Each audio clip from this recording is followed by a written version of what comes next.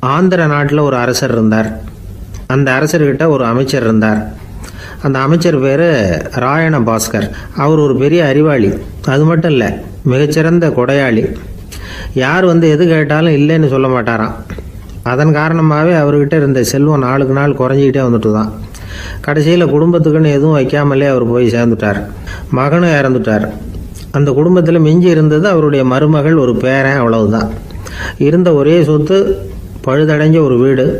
அந்த அம்மா மற்ற வீடுகளில் வேலை செஞ்சு தன்னுடைய பிள்ளைய படிக்க வச்சுக்கிட்டு வராங்க. அந்த புள்ள ஒரு பெரிய வள்ளலுடைய பேரன்கிறது அந்த பள்ளி வாத்தியார்களுக்கும் தெரியும். அதனால் அவங்களும் இவங்ககிட்ட கொஞ்சம் அன்பாகவும் அக்கறையாகவும் பழகி பாடம் சொல்லி கொடுத்துக்கிட்டு இருக்கிறாங்க. ஒரு நாள் ஒரு புகழ்பெற்ற கவிஞர் ஒருத்தர் அந்த பள்ளிக்கூடத்துக்கு வந்திருக்கிறார். ஆசிரியர்கள்கிட்ட பேசிக்கிட்டு இருந்தப்போ ஒரு செய்தியை சொன்னாராம். ராயண பாஸ்கருங்கிற வள்ளல் எனக்கு நிறைய உதவிகள் செஞ்சிருக்கார், என்னை பாராட்டி பரிசுகள்லாம் கொடுத்துருக்கிறார். அந்த வள்ளல் வாழ்ந்த கிராமத்தை பார்க்கணுங்கிறதுக்காக தான் இப்போ இங்கே வந்திருக்கிறேன் அப்படின்னாராம். ஆசிரியர் உடனே இந்த பையனை கூப்பிட்டு, இதை பாருங்கள், இவன் யார் தெரியுமா? நீங்கள் குறிப்பிடுகிற அந்த வள்ளலின் பேரன் அப்படின்னு அறிமுகப்படுத்தினாராம். கவிஞரின் கண்களில் ஆனந்த கண்ணீர். அந்த பரவச நிலையிலேயே அந்த வள்ளலை பற்றி கவி பாட ஆரம்பிச்சுட்டாராம். இந்த சின்ன பையன் அதை கேட்டிருக்கிறான். உடனே என்ன பண்ணான் தெரியுமோ? தன் கையில் அணிஞ்சிருந்த ஒரு பொன் வளையலை கழட்டி அந்த கவிஞருக்கு பரிசாக கொடுத்துட்டானான். எல்லாருக்கும் ஆச்சரியம். தாத்தா இருக்கும் நிலையில் கொடுத்தார், பேரன் இல்லாத நிலையிலையும் கொடுக்குறான். பையனை எல்லாரும் பாராட்டினாங்களாம். இருந்தாலும் அவனுக்குள்ள ஒரு பயம் எதுவும் ஆரம்பமாச்சு. பள்ளிக்கூடம் விட்டு வீட்டுக்கு வரும்பொழுது அந்த பயம் இன்னும் அதிகமாயிட்டுது. அம்மா என்ன சொல்லுவாங்களோ தெரியலையே, ஏதோ திடீர்னு தோணிச்சு வளையலை கட்டி கொடுக்கணும்னு கொடுத்துட்டோம். குடும்பம் இருக்கிற நிலையில் இப்படி நான் செஞ்சது தப்பா? வீட்டு செலவுக்கே அம்மா எவ்வளவு கஷ்டப்படுறாங்க, வீட்டுக்கு போனதும் என்ன நடக்குமோ தெரியலையே அப்படின்னு நினச்சி பயந்துக்கிட்டே அவன் வீட்டுக்குள்ளே அடி எடுத்து வைக்கிறான். அம்மா கூப்பிட்டு சாப்பாடு போட்டாங்க. அவங்க கண்ணில் படக்கூடாதுங்கிறதுக்காக ஒரு கையை பின்னாடி மறைச்சிக்கிட்டே இருந்தான். அம்மா இதை கவனிச்சிட்டாங்க. ஏய், உன் கையை ஏன் அப்படி வச்சிருக்கிற? உன் கைக்கு என்னாச்சு? ஏதாவது அடிபட்டு போச்சா அப்படின்னு கேட்டுக்கிட்டே கையை எடுத்து பார்க்குறாங்க. வளையல காணலை. வளையல் எங்கே அப்படின்னு கேட்குறாங்க. இவன் தயங்கிக்கிட்டே நடந்ததை சொல்கிறான். அதை கேட்டதும் அந்த அம்மாவோட முகம் கோபத்தால் சவுந்து போச்சான். முட்டாளே, என்ன காரியம் பண்ண அப்படின்னு கன்னத்தில் அரைஞ்சிட்டாங்களாம். அம்மா, என்னை அடிக்காத, ஏதோ தெரியாமல் தப்பு பண்ணிட்டேன் அப்படின்ட்டுருக்கான். மகனே, வளையலை கொடுத்ததுக்காக நான் உன்னை அடிக்கலை அப்படிங்க, பின்ன எதுக்கு அடித்தேன்னு கேட்டிருக்கான். உன் பாட்டனார் ஒரு பெரிய வள்ளல், அவர் எதையும் பாதி வேலையை செய்யறதில்ல. அவருடைய பேரை நீ அரைகுறை வேலை செஞ்சுட்டு வந்திருக்கிற அப்படின்னாங்களாம். என்னம்மா சொல்கிறேன்ருக்கான். நீ ஒரே ஒரு வளையலை மட்டும்தானே கழட்டி கொடுத்துருக்குற, கொடுக்கறதா இருந்தால் ரெண்டையும் சேர்த்துல கொடுத்துருக்கணும், அதுதானே உங்கள் தாத்தாவுக்கு பெருமை அப்படின்னாங்களாம். அம்மா, தெரியாமல் செஞ்சுட்டேன், உங்ககிட்டையும் அரை வாங்கிட்டேன் அப்படி இப்படின்னு அவன் சொல்லியிருக்கிறான்.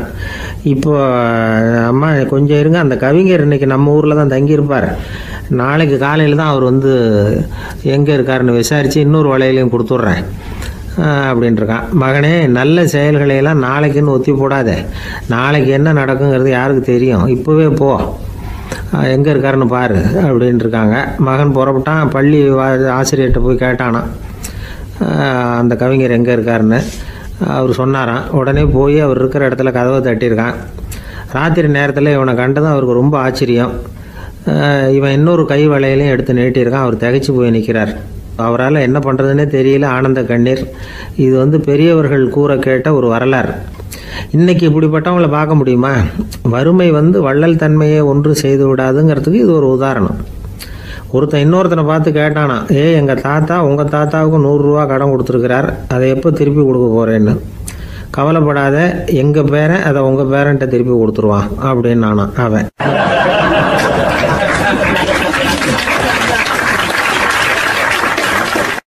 எனக்கு வாழ்க்கையே வெறுத்து போச்சு சார் அப்படின்னு சொல்லிட்டு ஒருத்தர் வந்தார்.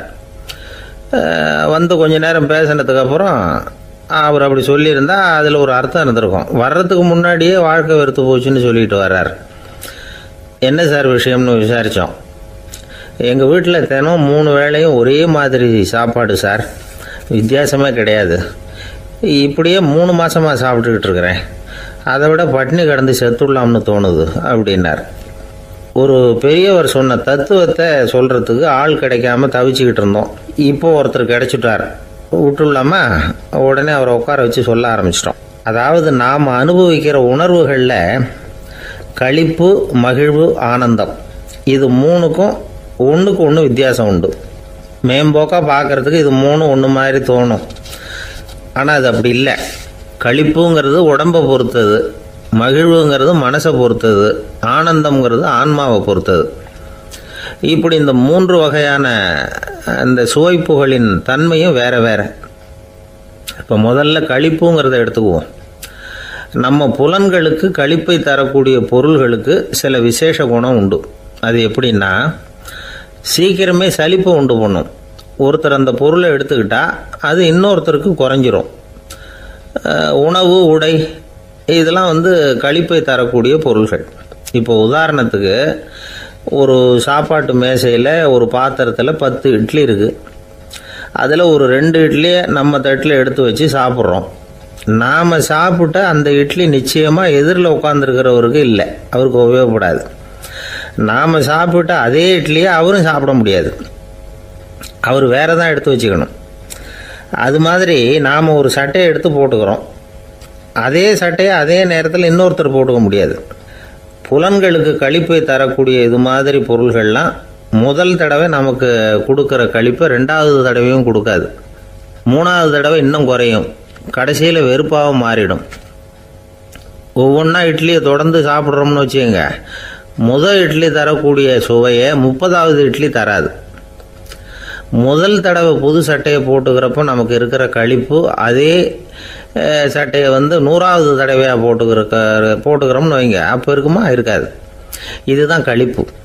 அதாவது சீக்கிரமே சலிப்பை தரக்கூடியது. ஒருத்தர் எடுத்துக்கிட்டால் இன்னொருத்தருக்கு குறைஞ்சி போகக்கூடியது. ஆனால் மகிழ்ச்சிங்கிறது அப்படி இல்லை. ஒருத்தர் அனுபவிக்கிறதுனால இன்னொருத்தருக்கு குறைஞ்சி போகாது. இப்போ காலையில் சூரியன் உதயம் ஆகிறத பார்த்து சந்தோஷப்படுறோம், அதையே இன்னொருத்தரும் பார்த்து சந்தோஷப்படலாம். ஒரு நல்ல சங்கீதத்தை கேட்குறோம், ஒரு அழகான ஓவியத்தை ரசிக்கிறோம், நீங்கள் ரசிக்கிற அதே நேரத்தில் இன்னொருத்தரும் அதை ரசிக்கலாம். அதனால் அது குறைஞ்சி போகிறதில்ல. இது மகிழ்வு. ஆனால் ஒன்று, ஒரே பாடலை திரும்ப திரும்ப கேட்டுக்கிட்டு இருந்தால் கடைசியில் அலுப்பு தட்டும். அதாவது மகிழ்வுங்கிறது எப்படின்னா, மற்றவங்களோட பகிர்ந்து கொள்றதுனால குறையாது. ஆனால் ஒரே பொருள் மீண்டும் மீண்டும் அனுபவிப்பை தர்றப்போ முதல்ல மகிழ்வு அதிகரித்து அதுக்கப்புறம் அது மங்கி மறைஞ்சு போயிடும். இதுதான் அந்த மகிழ்வுங்கிறதுக்கு இலக்கணம். சரி, இப்போ 3வதாக சுகம் தரக்கூடிய ஆனந்தம்ங்கிறது எப்படின்னா, இது நமக்கு உள்ளே இருந்து சுரக்கிறது.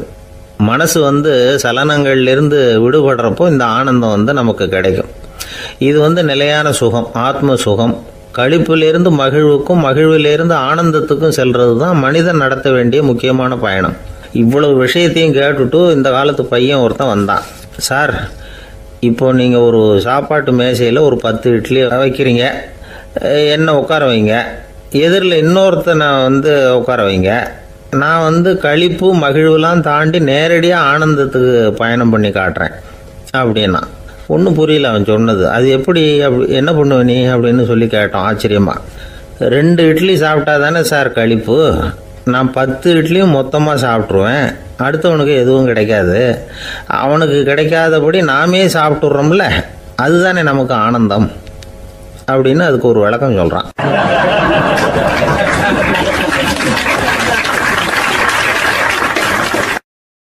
துஷ்டரை கண்டால் தூர விலகு, இப்படி ஒரு பழமொழி உண்டு. எதுக்காக இப்படி சொல்லி வச்சாங்க? துஷ்டன் ஏதாவது தொந்தரவு கொடுப்பான், அதனால் அவனை கண்டா பயந்துக்கிட்டு ஓடி ஒளிஞ்சிக்கோ அப்படின்னா இதுக்கு அர்த்தம் அப்படி இல்லை. ஒரு துஷ்டன் கிட்ட நெருங்கி போகிறோம்னு வச்சுக்கோங்க, அவன் நமக்கு கெடுதலான ஆலோசனைகள் எதையும் சொல்லலாம், அல்லது அவன் தீய உணர்வுகள் உள்ளவனாக இருக்கலாம், அல்லது தீய செயல்கள் செய்யக்கூடியவனாக இருக்கலாம், அல்லது தீய நட்புனால அவன் ஏற்கனவே கெட்டு போனவனா கூட இருக்கலாம். இப்படிப்பட்டவனை நெருங்கி போனால் அவனோட பாதிப்பு நமக்கும் வந்துடும். அதனால் விலகி போ அப்படின்னு சொல்கிறாங்க. இதையே கொஞ்சம் விவரமாக இப்போ பார்ப்போமே. இப்போ இந்த துஷ்டர்களை 4 வகையாக பிரிக்கிறாங்க. இந்த 4 வகைக்கும் உதாரணம் வேணும்னா வேற எங்கேயும் போக வேண்டியதில்லை, மகாபாரதத்தை பார்த்தாவே போதும். அதில் இந்த 4 வகையான தீயோரும் வர்றாங்க. முதல் வகைக்கு உதாரணம் சகுனி.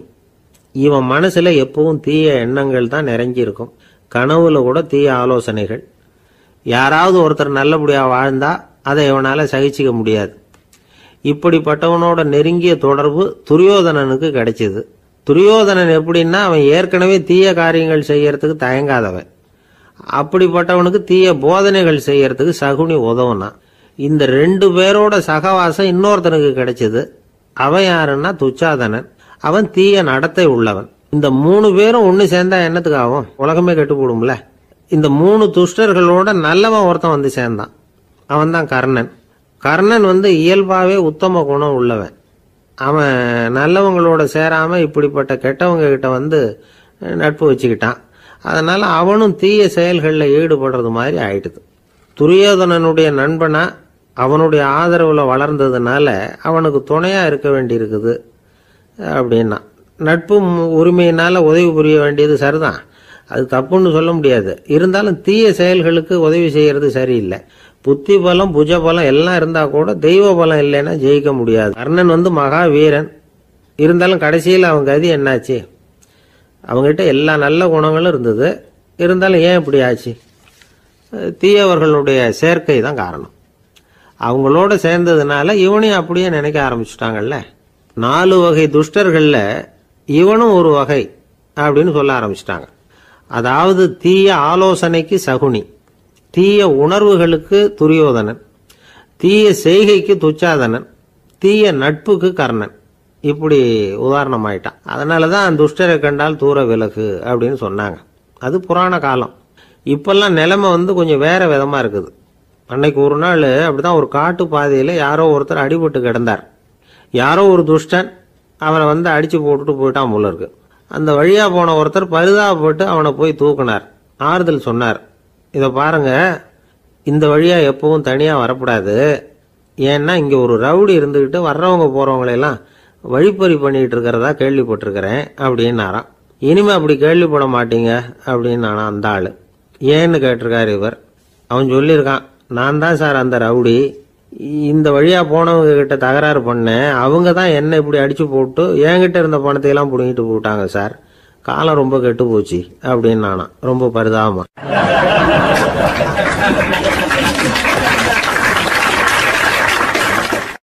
இன்றைக்கு பல பேர் உயில் எழுதி வைக்கிறாங்கல்ல. இந்த உயில்னா என்ன? அதாவது ஒரு நபர் தனக்கு பின்னாடி தன்னுடைய சொத்துக்கள் யாருக்கு போய் சேரணும்னு நினைக்கிறாரோ அந்த நினைப்பை சட்டப்படி உறுதிப்படுத்துறது தான் உயில். சரி, உயிலை யார் எழுதலாம்? 18 வயசு பூர்த்தியான யாரும் உயில் மூலமா சொத்துக்களை விநியோகிக்கலாம். கண் பார்வை இல்லாதவங்க, காது கேளாதவங்க, வாய் பேச முடியாதவங்க, இவங்கெல்லாம் கூட உயில் எழுதி வைக்கலாம். புத்தி சுவாதீனம் இல்லாதவங்க கூட சில சமயம் புத்தி தெளிவா இருந்தா உயில் எழுதலாமா. குடிபோதையில் இருக்கிறவங்க, தாங்கள் என்ன செய்யறோங்கிறது தெளிவா அறிய முடியாதவங்க, நோய் நொடியில் இருக்கிறவங்க, இவங்கெல்லாம் உயில் எழுத முடியாது. ஒருத்தரை நிர்பந்தப்படுத்தி ஏமாத்தி அல்லது சுய நினைவில்லாத ஒருத்தர்கிட்ட எழுதி வாங்கி வைக்கிற உயில் செல்லாது. உயிலை இந்த முறையில தான், இந்த படிவத்தில் தான் எழுதணும்னு சட்டத்தில் விதி எதுவும் கிடையாது. இதுக்கு முத்திரை கட்டணமும் கிடையாது. உயிலை வெற்று காகிதத்தில் எழுதலாம். அச்சு அடிக்கணும், டைப் அடிக்கணுங்கிற அவசியம் கூட இல்லை. கையாலேயே கூட எழுதலாம். எழுதி இருக்கிறது புரியணும், அவ்வளவுதான். குறைந்தபட்சம் 2 சாட்சிகளை வச்சுக்கிட்டு உயில் எழுதுறவர் அதில் கையெழுத்து போடணும். கையெழுத்து போட தெரியாதுன்னா இடது கை பெருவிரல் ரேகை வைக்கலாம். உயில் சாசனத்துக்கு சாட்சிகள் கையெழுத்து இல்லைன்னாலும் அது செல்லாது. அப்புறம் பிரிவிலேஜ்டு வில் அப்படின்னு இருக்கு. அதுக்கு மட்டும் சாட்சிகள் தேவையில்லை. அது என்னன்னா, இந்த விமானப்படை, கப்பல் படை அல்லது யுத்தத்தில் பணிபுரியும் நபர்கள் அவங்கெல்லாம் இருக்கிறாங்க இல்லையா, அப்படிப்பட்டவங்க எழுதுகிற உயில் அது. அதுக்கு சில விசேஷ சலுகைகள் உண்டு. ஒருத்தர் முதல்ல ஒரு உயில் எழுதி வைக்கிறார், அதுக்கப்புறம் மனசு மாறி போகுது, அது வேணாம்னு நினைக்கிறார், ரத்து செஞ்சுடலாம். அதுக்கப்புறம் வேற உயிலும் எழுதலாம். உயிரோடு இருக்கிற வரைக்கும் எத்தனை தடவை வேணும்னாலும் உயில் எழுதலாம். கடைசியாக எழுதப்பட்ட உயில் சட்டப்படி சரியா இருந்தா அதுதான் அமலுக்கு வரும். சரி, எழுதுற உயிலை ரகசியமா வச்சிருக்கிறது எப்படி? இது ஒரு கேள்வி. இதுக்கு என்ன செய்யணும்னா, ஒருத்தர் உயிலை எழுதினதுக்கு அப்புறம் அவர் தானாவோ அல்லது அங்கீகரிக்கப்பட்ட முகவர் மூலமாகவோ, அதாவது ஒரு ஏஜென்ட் மூலமாகவோ, ஒரு கவரில் போட்டு சீல் வச்சு கவர் மேலே தன்னுடைய பெயரை எழுதி அல்லது அந்த ஏஜென்ட் பெயரை எழுதி கவர் மேலே என்ன அடக்கம் செய்யப்பட்டிருக்கு, உள்ளே என்ன இருக்குது அப்படிங்கிற விவரம்லாம் எழுதி சார் பதிவாளர்கிட்ட ஒப்படைக்கலாம். இதுக்கு கட்டணம் உண்டு. அதுக்கப்புறம் எப்போ தேவைப்படுதோ அப்போ ஒரு மனு கொடுத்து அந்த கவரை திருப்ப வாங்கிக்கலாம். இப்போ எழுதுகிற உயிலை இவ்வளவு நாளுக்குள்ளே பதிவு செய்யணுங்கிற கால வரையறை உண்டா அப்படின்னு ஒரு கேள்வி வரலாம் இல்லையா? எப்போ வேணும்னாலும் பதிவு செய்யலாம். நம்மால் ஒருத்தர் ஒரு நாள் ரொம்ப அவசரமாக வந்தார். இந்த உயில் எழுதுறது சம்பந்தமாக பூரா விவரமாக எனக்கு உடனே தெரியணும்னார். நான் உடனே அவரை வக்கீல் ஒருத்தர்கிட்ட அழைச்சிட்டு போனேன். அவர்கிட்ட எல்லா விவரமும் கேட்டு தெரிஞ்சுக்கிட்டார். ரொம்ப தேங்க்ஸ்ன்னு சொல்லிவிட்டு 2 பேரும் வெளியில் வந்தோம். அதுக்கப்புறம் இவர்கிட்ட கேட்டேன், ஆமாம் இவ்வளவு விவரமாக கேட்குறீங்களே, உங்களுக்கு எத்தனை பிள்ளைங்க சார் அப்படின்னு கேட்டேன். 6 பேர் சார் அப்படின்னார். சரி, இருக்கிற சொத்து எவ்வளவுன்னு கேட்டேன். அதை இனிமே தான் சம்பாதிக்க போகிறேன் அப்படின்னார்.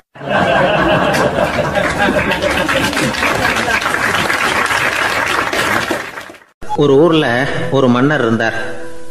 அழகான அரண்மனையில் அவர் இருந்தார். அந்த அரண்மனையை விட அழகாக ஒரு மாளிகையை அந்த ஊர்லேயே வேற ஒருத்தன் கட்டியிருந்தான். அப்படி கட்டி முடித்ததில் அவனுக்கு ரொம்ப பெருமை. எத்தனையோ செல்வந்தர்கள்லாம் வந்து பார்த்துட்டு, இந்த மாளிகையை விலைக்கு கொடுத்துட்றியா, எவ்வளவு விலை சொன்னாலும் சரி நாங்கள் வாங்கிக்கிறதுக்கு தயாராக இருக்கோம் அப்படின்னு சொல்லி கேட்டு பார்த்துட்டாங்க. நான் இதை விற்கிறதுக்கு தயாராக இல்லை அப்படின்னு சொல்லிவிட்டான். அவ்வளவு சிறப்பாக கலை அம்சத்தோடு அதை கட்டி முடிச்சிருக்கிறான். அதுவே ஒரு பெரிய அரண்மனை மாதிரி இருந்ததுன்னா பார்த்துங்களேன். சுற்றிலும் அழகான பூந்தோட்டம். ஒரு நாள் அவன் எங்கேயோ வெளியூர் போயிட்டு திரும்பி வந்துக்கிட்டு இருக்கிறான். அப்போது அந்த மாளிகை தீப்பெட்டி எரிஞ்சிக்கிட்டு இருக்கு. பதறி போட்டான். விலைக்கு கேட்டவங்க யாராவது இதை செஞ்சுருக்கணும், இல்லைன்னா மன்னரே செய்த சதியோ என்னவோ, இப்படிலாம் அவனுக்கு சந்தேகம். ஒரு மூலையில் உட்காந்து அழ ஆரம்பிச்சிட்டான். அந்த சமயத்தில் அவனுடைய மகன் அங்கே ஓடி வந்தான். அப்பா அழாதீங்க, இதை நான் நேற்று ராத்திரியே நம்ம ஊர் மன்னருக்கு விற்றுட்டேன். இதை கட்டி முடிக்க நமக்கு எவ்வளவு செலவாச்சோ அதை போல் 3 மடங்கு விலைக்கு விற்றுட்டேன். கவலைப்படாதீங்க, இதை விட அழகான மாளிகையை நாம் புதுசாக கட்டிக்கலாம்னா. இதை கேட்டதும் அழுதுகிட்டு இருந்தவன் அழுகையை நிறுத்தினான், சிரிக்க ஆரம்பிச்சிட்டான். இதே இடத்த நான் மன்னர்கிட்ட இருந்து விலைக்கு வாங்குவேன், இதை விட அழகான மாளிகையை கட்டுவேன் அப்படின்னு சுற்றி நின்று எல்லார்கிட்டையும் சொல்லிக்கிட்டு இருந்தான். இந்த சமயத்தில் அவனோட இளைய மகன் ஓடி வந்தான். அப்பா, அண்ணன் சொன்னதெல்லாம் சரிதான், மன்னர்கிட்ட விலை பேசினதெல்லாம் உண்மைதான், ஆனால் விற்றது பேச்சு அளவில் தான். இனிமே தான் பத்திரம் வாங்கணும், எழுதணும், நீங்கள் கையெழுத்து போடணும், பதிவு பண்ணணும், மன்னர்கிட்ட பணம் வாங்கணும். அதுக்காகத்தான் உங்களை எதிர்பார்த்துக்கிட்டு இருந்தோம். அதுக்குள்ளே இப்படி ஆயிட்டுதுன்னா. இப்போ சிரிச்சுக்கிட்டு இருந்தாவன் சிரிப்பை நிறுத்தினான். மறுபடியும் குழந்தை மாதிரி அழ ஆரம்பிச்சிட்டான். இது ஒரு சம்பவம். இதிலிருந்து என்ன தெரியுது? அந்த அழகான மாளிகை தன்னுடையது அப்படின்னு நினைக்கும் பொழுது அவனுக்கு அழுகை வந்தது. அது தன்னுடையது இல்லை அப்படின்னு நினைக்கிற போது சிரிப்பு வந்தது. மறுபடியும் அது தன்னுடையது தான் அப்படிங்கிற உணர்வு வரும்பொழுது அழுகை. எது எதிலிருந்து நீ நீங்கி இருக்கிறாயோ அது அதிலிருந்து உனக்கு துன்பம் இல்லை அப்படிங்கிறார் திருவள்ளுவர். இந்த உடம்பு என்னுடையதில்லை அப்படிங்கிற உணர்வு வந்துட்டா அது ஒரு பெரிய நிலை. அந்த நிலை வரணும். எல்லாத்தையும் பயன்படுத்திக்கலாம், ஆனால் பற்றில் விழுந்துடக்கூடாது. உலகத்தில் இருங்கள், ஆனால் உலகத்தவராக இருக்காதீர்கள். உலகிற்குள் இருங்கள், உலகம் உங்களுக்குள் வந்துவிட அனுமதிக்காதீர்கள். விலகி இருங்கள், விழித்திருங்கள், மௌனமாய் பார்த்திருங்கள் அப்படிங்கிறது சான்றோர் கருத்து. செய்ய வேண்டிய கடமையிலிருந்து விலகி இருக்கிறவர்கள் நம்மகிட்ட நிறைய பேர் உண்டு. அப்படிப்பட்ட ஒருத்தர் டாக்டர்கிட்ட போனார். டாக்டர், நான் ஒரு கவர்மெண்ட் ஆஃபீஸில் வேலை பார்க்குறேன், எனக்கு ஒரே அசதியாக இருக்குது, என்னை சோதிச்சு பாருங்கள், ஆலோசனை சொல்லுங்கள் ஏதாவதுன்னார். டாக்டர் அவரை பரிசோதனை பண்ணி பார்த்துட்டு சொன்னார், இதோ பாரு, உனக்கு இப்போ தேவைப்படுறது முழு ஓய்வு. நீ எவ்வளவு சீக்கிரமாக ஆஃபீஸுக்கு போறியோ அவ்வளவுக்கு உனக்கு நல்லது அப்படின்னாராம்.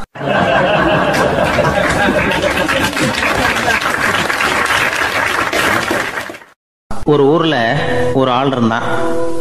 கற்பனையிலேயே காலத்தை கடத்திக்கிட்டு இருந்தான். ஒரு நாள் ஒரு மரத்தடியில் உட்காந்துருந்தான். அவனுக்கு பசிக்கிற மாதிரி தெரிஞ்சுது. உடனே கற்பனையிலேயே சாப்பிட ஆரம்பிச்சிட்டான். அதாவது எதிரில் இலை போட்டு சாப்பாடு போடப்பட்டிருக்கிறதாகவும் அதை இவன் சாப்பிட்றதாகவும் நினச்சிக்கிட்டு கையை மட்டும் வாய்க்கும் தரைக்குமா அப்படியும் இப்படியும் கொண்டுகிட்டு போய் பாவனை பண்ணிக்கிட்டே இருக்கிறான். தூரத்தில் இருந்து பார்க்குறவங்களுக்கு இவன் ஏதோ பலமான விருந்து சாப்பிட்டுக்கிட்டு இருக்கிறான் அப்படின்னு தான் தோணும். அது மாதிரியே பண்ணிக்கிட்டு இருந்தான். அந்த வழியாக ஒரு சன்னியாசி வந்துக்கிட்டு இருந்தார். இவனை பார்த்தார். என்ன இவன் இப்படி பண்ணிகிட்டு இருக்கிறானே அப்படின்னு நினச்சாரு. கொஞ்ச நேரம் அவனையே உத்து பார்த்துக்கிட்டு இருந்தார். இவரை பார்த்ததும் அவன் இன்னமும் சுவாரஸ்யமாக சாப்பிட ஆரம்பிச்சிட்டான். அப்பப்பா, என்ன இது, இந்த குழம்பு இவ்வளவு காரமாக இருக்குது, என்னுடைய நாக்கே எரிஞ்சு போடும் போல இருக்க அப்படின்னு சொல்லிக்கிட்டு பக்கத்தில் ஒரு குவளையை எடுத்து தண்ணி குடிக்கிறது மாதிரி பாவனை பண்ணுறான். அப்பாடா இப்போ கொஞ்சம் பரவாயில்ல அப்படின்னு சொல்லிக்கிட்டு குவளையை கீழே வைக்கிறது மாதிரி ஒரு பாவனை பண்ணுறான். சன்னியாசி பார்த்தார். என்னப்பா சாப்பாட்டில் காரம் அதிகமோ அப்படின்னார்.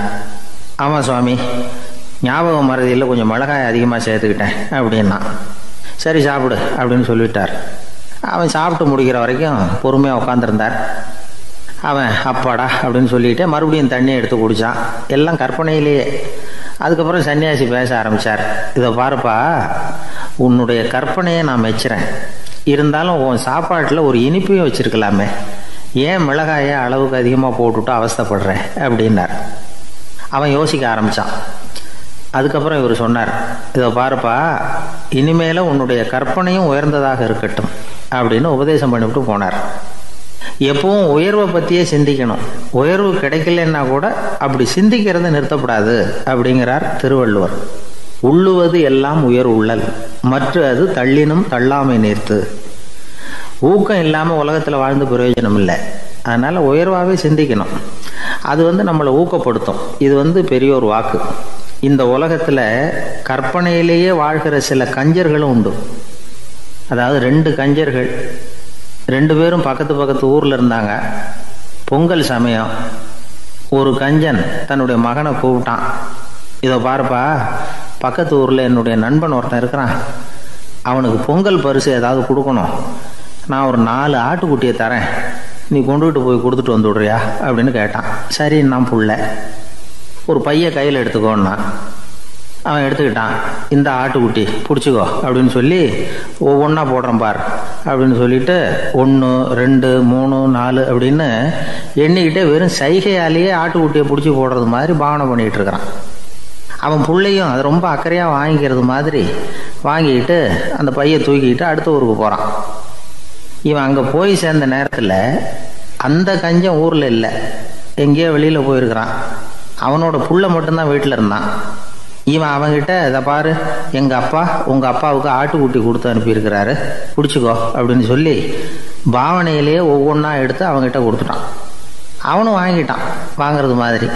அப்புறம் சொன்னான், சரிப்பா, நானும் பதிலுக்கு ஏதாவது ஒன்றுகிட்ட கொடுக்கணும் இல்லையா, அதனால் அந்த பையை பிடி, ஒரு 10 எலுமிச்சம்பழம் தரேன், பதிலுக்கு அதை நீ எடுத்துகிட்டு போ அப்படின்னு சொல்லி கையாலேயே ஒவ்வொன்றா எடுத்து போடுறது மாதிரி பாவனை பண்ணிவிட்டான். அவனும் ரொம்ப நன்றி அப்படின்னு சொல்லிவிட்டு அதை வாங்கிட்டு போயிட்டான். கொஞ்ச நேரம் கழித்து வெளியில் போயிருந்த அப்பங்காரன் திரும்பி வந்தான். உள்ள சொன்னான், அப்பா, உன்னோட நண்பர் அவருடைய மகன் மூலமாக உனக்கு 6 ஆட்டுக்குட்டி கொடுத்து அனுப்பியிருந்தார், நானும் பதிலுக்கு ஒரு 10 எலுமிச்சம்பழம் கொடுத்து அனுப்பியிருக்கிறேன் அப்படின்னா. எப்படிடா கொடுத்தேன்னு கேட்டார் அப்பா. இப்படி தான் கொடுத்தேன்னு சொல்லி சைகையிலேயே காட்டினான். இதை பார்த்ததும் அப்பங்காரனுக்கு பயங்கரமாக கோவம் வந்துட்டுது. பலார்னு அரைஞ்சுட்டான் பையனை. ஏன்ப்பா அரைஞ்ச? 10 எலுமிச்சம்பழம் கொடுத்துட்டேனே அப்படிங்கிறதுக்காகவா அப்படின்னு கேட்டான். அது கூட பரவாயில்ல, நீ காட்டுற சைகையை பார்த்தா ஆரஞ்சு பழம் சைஸுக்கு இருக்குதே, அவ்வளவு பெருசாக ஏன் கொடுத்த? அதுதான் எனக்கு கோபம் அப்படி.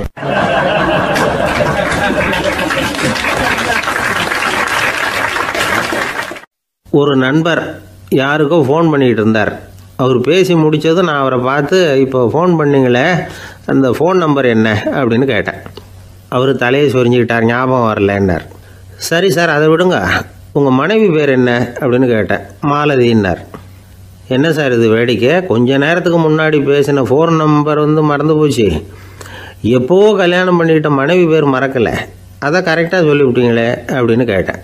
அவர் என்ன ஒரு மாதிரியாக பார்த்தார். அவர் அப்படி என்னை பார்த்ததில் ஒன்றும் தப்பு இல்லை, ஏன்னா நாம் எல்லாருமே அப்படித்தானே, ஒரு குறிப்பிட்ட காரியத்துக்காக தொலைபேசியில் ஒருத்தட்ட பேசுகிறோம், அதுக்கப்புறம் அந்த எண் நமக்கு அனாவசியம், அதனால் மறந்துடுறோம். இதுக்கு பேர் தான் தற்காலிக ஞாபகம். ஆனால் மனைவி பேரை மறந்துட முடியுமா? முடியாது. அது அவசியமான ஒன்று. அடிக்கடி அந்த பேரை உபயோகப்படுத்துகிறோம், அதனாலேயும் அது முக்கியங்கிறதுனாலேயும் அதை மறக்கறதில்லை. இதுக்கு பேர் நிரந்தர ஞாபகம். சரி, இந்த தற்காலிக ஞாபகம், நிரந்தர ஞாபகம், இது 2 ஞாபக அளவுகளையும் கட்டுப்படுத்துறது எது அப்படின்னா மூளைக்குள்ளே நடக்கிற மின்சார நடவடிக்கைகள் தான். தற்காலிக ஞாபகம் ஒரு மின்னல் மாதிரி தோன்றி மறையுது. நிரந்தர ஞாபகம் ஒரு படிவம் போல மூளையில் படிஞ்சுடுது. ஒரு சம்பவத்தின் பல பிரதிகள் மூளையில் பல்வேறு பகுதிகளிலேயும் படிகிறதுனால ஒன்று மறைஞ்சாலும் மறந்தாலும் இன்னொன்று மறையறதில்லை. இப்படிப்பட்ட நிலைமையில தான் இந்த தொண்டையில் இருக்குது, வாயில் வரமாட்டேங்குது சார் அப்படிமா. ஒருத்தருக்கு எந்த துறையில் ஆர்வமும் ஈடுபாடும் அதிகமோ அது சம்பந்தமான ஞாபக சக்தி அதிகமாக இருக்கும். தொழிலை விரும்புகிற ஒரு டெலிஃபோன் ஆப்ரேட்டருக்கு எண்கள்லாம் நல்ல ஞாபகம் இருக்கும். அது மாதிரி கவிஞர்களுக்கு வார்த்தைகள் நல்ல ஞாபகத்தில் இருக்கும். இது ஒரு பக்கம் இருந்தாலும் ஒரு மூளை எண்களை விட எழுத்துக்களை விட படங்களை ரொம்ப சுலபமாக ஞாபகத்தில் வச்சுக்குது. புரிஞ்சுக்கிற தன்மை, அனுபவம், புத்தி கூர்மை இது கூடி குறையிறத பொறுத்து ஞாபக சக்தியும் ஏறும் இறங்கும். இப்போ உதாரணத்துக்கு ஒரு பையனுக்கு படித்தது எதுவும் ஞாபகத்தில் இல்லைன்னா அவன் அதை சரியாக புரிஞ்சுக்கலைன்னு அர்த்தம். இந்த மறதிங்கிறது எந்த சமயத்தில் ஒரு பிரச்சனை ஆகுது தெரியுமா? உங்களுக்கு வேண்டியப்பட்ட ஒருத்தரை ஞாயிற்றுக்கிழமை சாயந்தரம் சரியாக 5 மணிக்கு கடற்கரைக்கு வர சொல்லிவிட்டு அந்த நேரத்தை மறந்துவிட்டா அது பரவாயில்ல, வர சொன்னதையே மறந்துவிட்டா தான் நிலைமை மோசம்னு அர்த்தம். இப்படி இருந்தால் இது சிகிச்சை எடுத்துக்க வேண்டிய நிலைமைங்கிறத புரிஞ்சுக்கணும். ஆமாம், இதுக்கும் மருந்து இருக்குது. ஆனால் மூளை குறிப்பிட்ட அளவுக்கும் கீழே இயங்குறப்போவோ இன்னொன்று சொல்லுவாங்க, இந்த நியூரோ டிரான்ஸ்மிட்டர் அப்படின்னு சொல்லுவாங்க. அப்படிங்கிற மூளை ரசாயனம் ரொம்பவும் குறைஞ்சி போகிறப்போ மட்டும்தான் உபயோகப்படும். டாக்டர் என்ன சொல்கிறாங்க தெரியுமா? மூளையை பொறுத்த வரைக்கும் அதில் ஞாபக சக்தி அதிகமாக உள்ள மூளை, மறதி உள்ள மூளை அப்படின்னு ஒன்றும் கிடையாது அப்படிங்கிறாங்க. நினைவு வச்சுக்கிறதுக்கு பயிற்சி அளிக்கப்பட்ட மூளை, பயிற்சியற்ற மூளை அப்படின்னு வேணும்னா சொல்லலாம் அப்படின்னு சொல்கிறாங்க. அதனால் நம்ம ஞாபக சக்திங்கிறது நம்மக்கிட்ட இருக்கிற பயிற்சி, முயற்சி இதை பொறுத்து தான் அமையும். ஒருத்தர் ஒரு பென்சிலை எங்கேயோ வச்சுக்கிட்டு தேடிக்கிட்டு இருந்தார். அப்புறம் என்னமோ தீவிரமாக யோசனை பண்ணி அதை ஞாபகப்படுத்தி பார்த்துக்கிட்டு இருந்தாராம். எதிரில் உட்காந்துருந்தவர் சொன்னார், பென்சிலை தானே தேடிக்கிட்டு இருக்கீங்க, அது உங்கள் வலது காதில் இருக்குது சார் அப்படின்னாராம் அவர். இதுக்கு அவர் சொல்லியிருக்காரு, பென்சிலை வலது காதில் தான் வச்சுருக்கேங்கிறது எனக்கு நல்லா ஞாபகம் இருக்குது, ஆனால் எது வலது காதுங்கிறது தான் மறந்து போச்சு அப்படின்னாராம். அவர் அதை தான் யோசிச்சுட்டு இருந்திருக்கிறார்.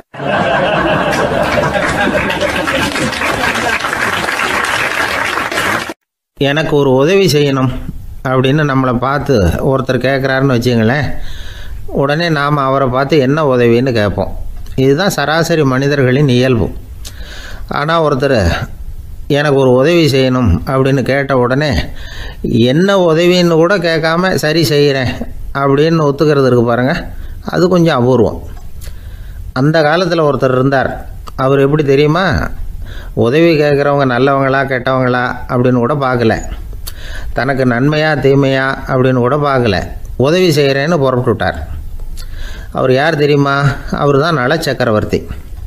அவர் மாதிரி நாமும் உதவி கேட்குறவங்களுக்கு உடனே உதவி செய்கிறதுக்கு தயாராக இருக்கணும் அப்படின்னு சொன்னார் ஒரு ஆன்மீக பேச்சாளர்.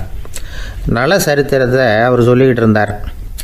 இந்திரன், அக்னி, வருணன், யமன் இவங்க 4 பேரும் நலனை பார்த்து எங்களுக்கு நீ உதவி செய்யணும், எங்களுக்காக நீ தூது போகணும் அப்படின்னு கேட்குறாங்க.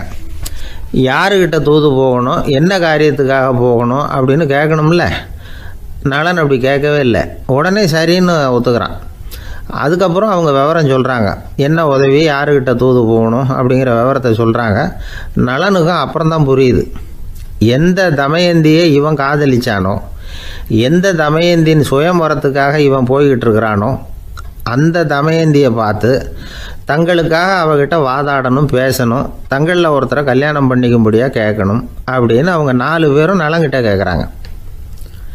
இதை கேட்டதும் நலன் கொஞ்சம் கூட முகம் சுளிக்கலை, பதட்டப்படலை. நேராக தமயந்தி கிட்ட போகிறான். இந்திரன், அக்னி, வருணன், யமன் இவங்களோட சிறப்புகளை எடுத்து சொல்கிறான். இவங்களில் ஒருத்தரை கல்யாணம் பண்ணிக்கலாம் அப்படின்னு சொல்லி கேட்டுக்கிறான். ஆனால் இதுக்கு தமயந்தி சம்மதிக்கலை. சுயம்பரம் நடக்குது, அவள் நலனை தேர்ந்தெடுக்கிறாள். அந்த 4 பேரும் நலனுக்கு நிறைய வரங்கள்லாம் கொடுக்குறாங்க. அதுக்கப்புறம் இப்படி போகுது கதை. இதில் நாம் கவனிக்க வேண்டியது என்னென்னா, உதவின்னு கேட்ட உடனே என்ன உதவின்னு கேட்காம சரி செய்கிறேன்னு சொன்னான் பாருங்கள், அதை கொஞ்சம் சிந்திக்கணும். செய்கிறேன்னு ஒத்துக்கிட்டதுக்கு அப்புறம் அது என்ன உதவின்னு தெரிஞ்சும் முகம் சுளிக்காமல் அதை செஞ்சான் பாருங்கள், அதையும் கொஞ்சம் சிந்திக்கணும். நம்மளும் ஒரு நண்பனை தேடி போனால் எனக்கு ஒரு உதவின்னா சரி சொல்லுன்னா, இப்போ உங்ககிட்ட 2 கார் இருந்தால் என்ன பண்ணுவேன்னா உடனே அதில் ஒன்று உங்ககிட்ட கொடுத்துருவேன்னா, அவன் உங்ககிட்ட 2 பங்களா இருந்தால் என்ன பண்ணுவேன்னா அதில் ஒன்று உங்ககிட்ட கொடுத்துருவேன்னா, உங்ககிட்ட 2 பேனா இருந்தால் என்ன பண்ணுவேன்னா அதில் ஒரு பேனாவை உங்ககிட்ட கொடுக்க மாட்டேன்னா அவன். ஏன்டா அப்படி சொல்கிறேன்னா, ஏன்னா இப்போ நிஜமாகவே என்கிட்ட 2 பேனா இருக்குது, அதனால் அப்படி சொல்கிறேன் அப்படின்னு நானான் அவன்.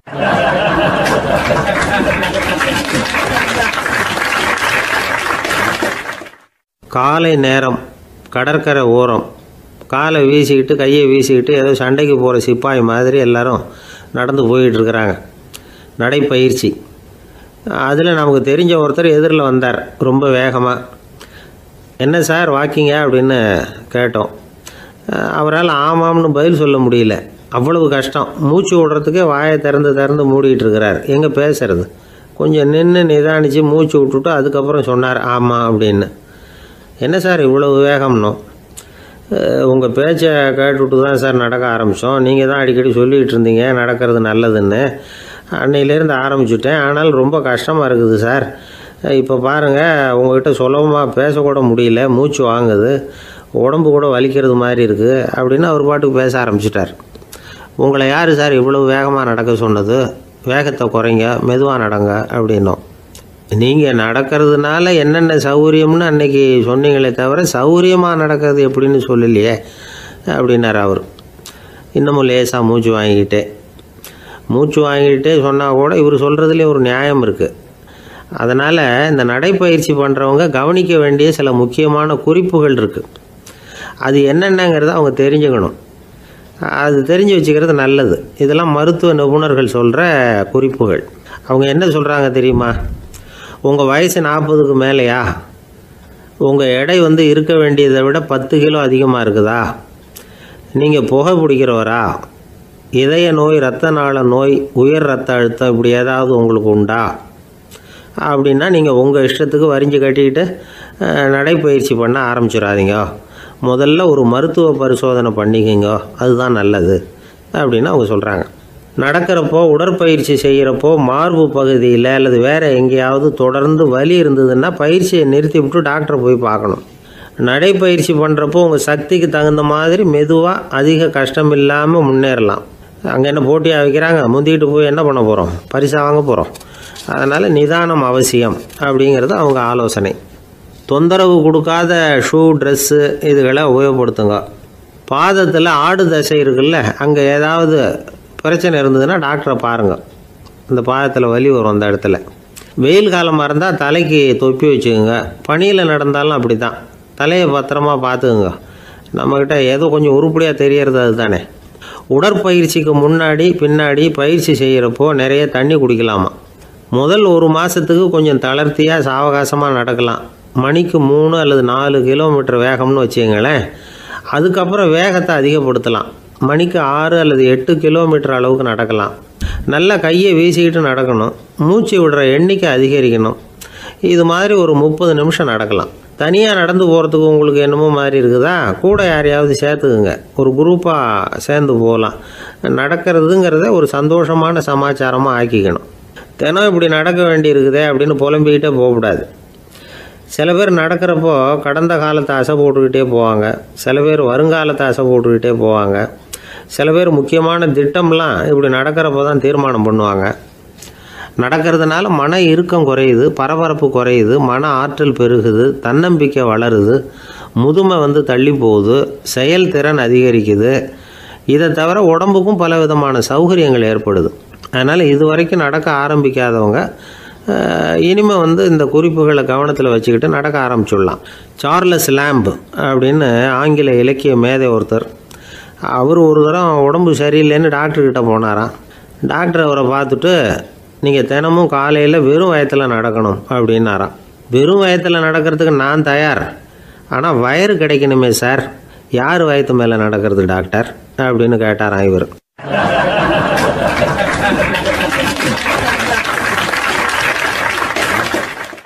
ஒரு ஊரில் ஒரு மன்னன் இருந்தான், கொடுங்கோல் மன்னன். நிறைய தொந்தரவு பண்ணிக்கிட்டு இருந்தான். அவன் ஒரு தடவை என்ன பண்ணான் தெரியுமா? ஒரு தப்பும் பண்ணாத ஒரு இளைஞனை பிடிச்சி ஜெயிலில் அடைச்சுட்டான். அந்த பையனோட சொந்தக்காரங்கள்லாம் ராஜா கிட்ட போனாங்க.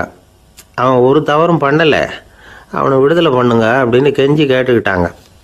மன்னன் யோசனை பண்ணான். அந்த இளைஞனை கூப்பிட்டுக்கிட்டு வர சொன்னான். அவனை கொண்டாந்து ராஜா முன்னாடி நிறுத்தினாங்க. இதை பாருப்பா, உன்னை நான் விடுதலை பண்ணுவேன், ஆனால் ஒரு கண்டிஷன். அந்த நிபந்தனையை நீ நிறைவேற்றினா உனக்கு விடுதலை அப்படின்னா மன்னன். சரின்னு ஒத்துக்கிட்டான் பையன். மன்னன் கண்டிஷன் என்னங்கிறத சொன்னான். உங்ககிட்ட ஒரு செம்மறி ஆட்டை கொடுக்க போகிறேன். 1 மாதத்துக்கு அதுக்கு தேவையான தீனியையும் கொடுக்க போகிறேன். 1 மாதம் கழித்து அந்த ஆட்டை எடை போட்டு பார்ப்பேன். அந்த ஆட்டின் எடை கொஞ்சம் கூட கூடி இருக்கக்கூடாது. எடை கூடி இருந்தால் உனக்கு விடுதலை கிடையாது. என்ன சொல்கிற அப்படின்னா. பையனுக்கு ஒன்றும் புரியல, பயமாக போட்டுது. குழம்பிக்கிட்டே நின்றுக்கிட்டு இருக்கிறான். சரி, ஒரு நாள் டைம் தரேன், நல்லா யோசனை பண்ணி பார்த்துட்டு நாளைக்கு உன் முடிவை சொல்லு அப்படின்னா மன்னன். பையன் கவலையோடு வெளியில் வந்தான். அங்கே ஒரு பெரியவர் நின்றுக்கிட்டு இருந்தார். அவர்கிட்ட விஷயத்தை சொன்னான். அந்த பெரியவர் இந்த பையனுக்கு காதோட காதாக ஒரு வழியை சொல்லி கொடுத்தார். அதை கேட்டதும் பையன் மறுபடியும் மன்னன் முன்னாடி நின்னா, உங்கள் நிபந்தனையை ஏற்றுக்கிறேன்னு சொன்னான். மன்னன் ஒரு ஆட்டுக்குட்டியையும் அதுக்கு 1 மாதத்துக்கு தேவைப்படுற தீவனத்தையும் கொடுக்கும்படியாக உத்தரவு போட்டான். கொடுத்தாங்க. ஓடிட்டு போயிட்டான். 1 மாதம் தினமும் தவறாமல் அந்த தீவனத்தை ஆட்டுக்குட்டிக்கு போட்டுக்கிட்டு இருக்கிறான். 1 மாதம் கழித்து அந்த ஆட்டை அரண்மனைக்கு ஓட்டிகிட்டு போனான். மன்னன் அதை எடை போட்டு பார்க்குறான். எடை கூடவே இல்லை, அப்படியே தான் இருக்குது. உடனே போட்ட நிபந்தனைப்படி அந்த இளைஞனை விடுதலை பண்ணிவிட்டான். சரி, ஆட்டுக்கு எடை கூடாமல் இருக்கிறதுக்கு அந்த பெரியவர் சொல்லி கொடுத்த யோசனை என்ன அப்படின்னா, அது வேற ஒன்றும் இல்லை. அந்த ஆட்டுக்கு எதிரில் அது கண்ணில் படுற மாதிரி ஒரு ஓநாயை கட்டி போட சொன்னார். அவ்வளவுதான். ஆட்டுக்கு ஓநாய்ங்கிறது பிறவி பகை. ஓநாயை பார்த்தா ஆடு நடுங்க ஆரம்பிச்சிரும், அவ்வளவு பயம். தினமும் அந்த ஆடு பயந்துக்கிட்டே தேனி சாப்பிட்டுது, எடை கூடல. அதுதான் ரகசியம். இது சின்ன பிள்ளைங்களுக்கான ஒரு கதை. இதிலேருந்து தெரிஞ்சிக்க வேண்டிய உண்மை என்னென்னா, நாமெல்லாம் சாப்பிட்றப்ப மனசும் உடம்பும் அமைதியாக இருக்கணும். அப்போ தான் அது உடம்புல விட்டும். அவசரத்துலேயும் பயத்துலையும் சாப்பிட்டா அது சரியாக ஜீரணமாகாது. இன்னொரு ராஜா இருந்தார். அவரும் ஒரு இளைஞனை ஜெயிலில் அடைச்சி விட்டார். விடுதலை பண்ணணும்னா ஒரு கண்டிஷன்னார். என்னன்னு கேட்டான். ஒரு ஆட்டுக்குட்டியை அவன் முன்னாடி கொண்டாந்து நிறுத்துவேன், நீ அதுக்கிட்ட ஒரு கேள்வி கேட்கணும், அதுக்கு சரியான பதிலை சொல்லணும். அப்படி செஞ்சுட்டா உனக்கு விடுதலைன்னார். இளைஞன் யோசனை பண்ணி பார்த்தான். சரின்னு ஒத்துக்கிட்டான். அது பிரகாரமே ஆட்டுக்குட்டியை பதில் சொல்ல வச்சுட்டான். என்ன நடந்தது தெரியுமா? ஆட்டுக்குட்டியை கொண்டாந்து நிறுத்தினாங்க. இவன் மெதுவாக அதுக்கிட்ட போனான். அது காதுகிட்ட போய் ஏப்ரலுக்கு அடுத்த மாதம் என்ன மாதம்னு கேட்டான். அது உடனே மேன்னு கத்திச்சு. இவன் விடுதலை ஆயிட்டான்.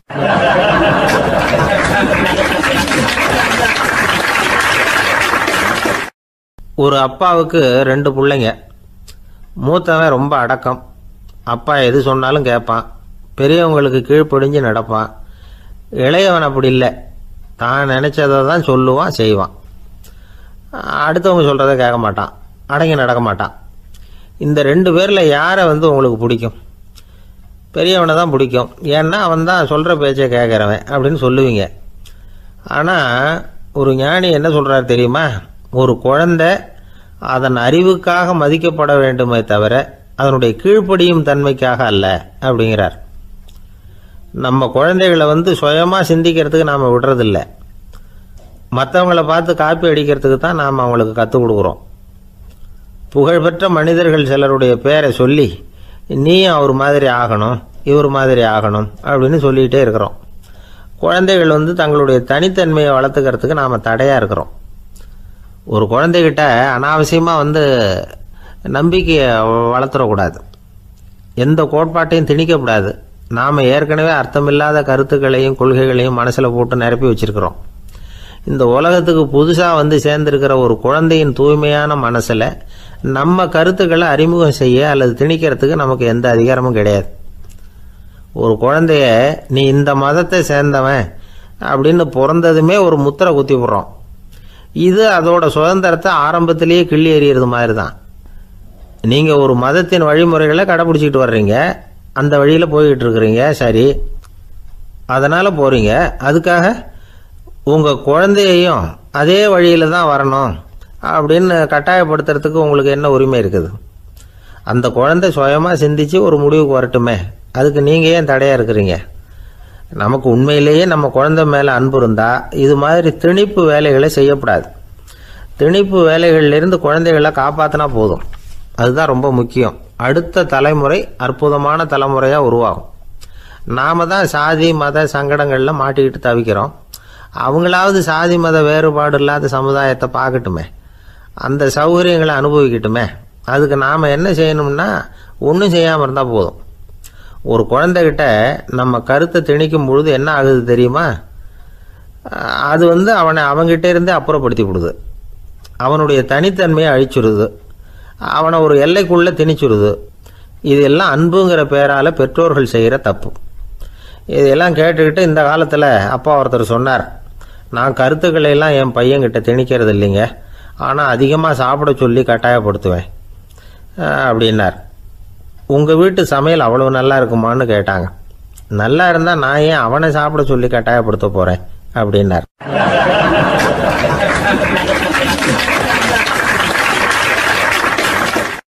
உங்கள் பையன் எப்படி சார் இருக்கான் அப்படின்னு விசாரித்தார் ஒருத்தர்.